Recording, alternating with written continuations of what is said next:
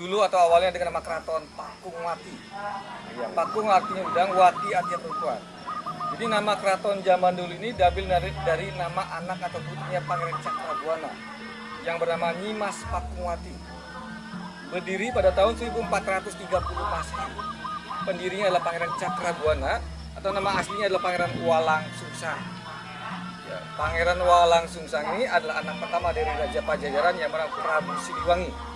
Ya, beliau ini juga ke Cirebon untuk mendirikan suatu keraton atau kerajaan Islam, tapi keraton tersebut langsung diserahkan kepada keponakan sekaligus menantunya yang bernama Sesari Hidayatullah, nama aslinya. Nama gelarnya Sunan Gunung Jati atau Songo. Di Jawa Barat cuma satu orang, beliau Sunan Gunung Jati. Di Jawa Tengah, Jawa Timur ada 4. Kemudian kembali ke sini, Sunan Gunung Jati ini dinobatkan oleh Dewan Wali Songo sekitar tahun 1479 masih sebagai Sultan di negara Cirebon. Jadi beliau ada 2 jabatan, sebagai Sultan dan sebagai Sunan atau Wali Songo. Kemudian nama Keraton Pakungwati berganti nama menjadi Keraton Kasuan sekitar tahun 1529 Masehi dengan nama Keraton Kasuan. Khususnya Keraton Kasuan terdapat 3 generasi atau 3 zaman, yaitu pada zaman Sunan Gunung Jati, Panembahan, dan zaman Kasultanan. Pada zaman Kasultanan, Keraton Kasuan mengalami suatu prasejarah, pecah jadi 2.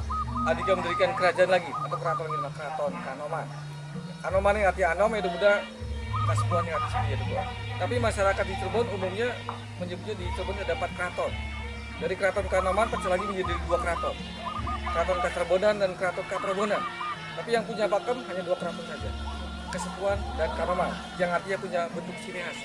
Keraton di Pulau Jawa harus mempunyai pendopo Sitinggil, alun-alun, masjid, pasar, keraton menghadap ke utara.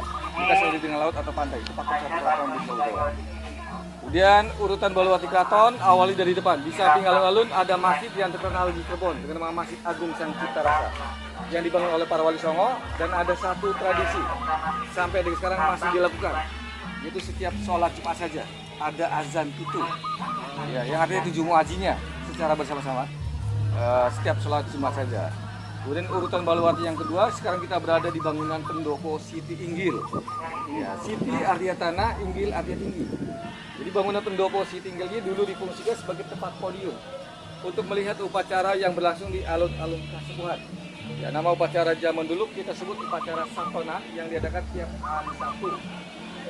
Dan kalau kita perhatikan di bangunan pendopo Siti Inggil ini ada 5 bangunan tanpa dinding. Ya, mulai sana suatu tiap saja. Contohnya sekarang kita duduk dengan nama Mande Pengiring.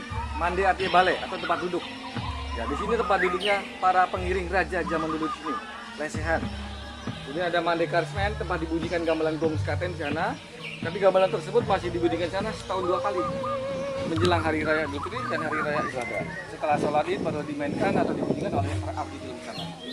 Iya betul. Kemudian yang sakalima adalah Mande Pandawa 5. Di sana tempat duduknya para orang atau pengawal pribadi Sultan.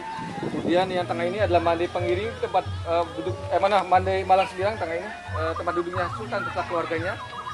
Kemudian yang kedua adalah Mande Semar Tinandu, di sana tempat duduknya penasihat raja. Ini bangunan yang sudah diganti adalah bangunan atas. Sirap atau ini genteng sudah diganti, tapi tidak merubah tempo dulunya, tetap menggunakan dari kayu gentengnya.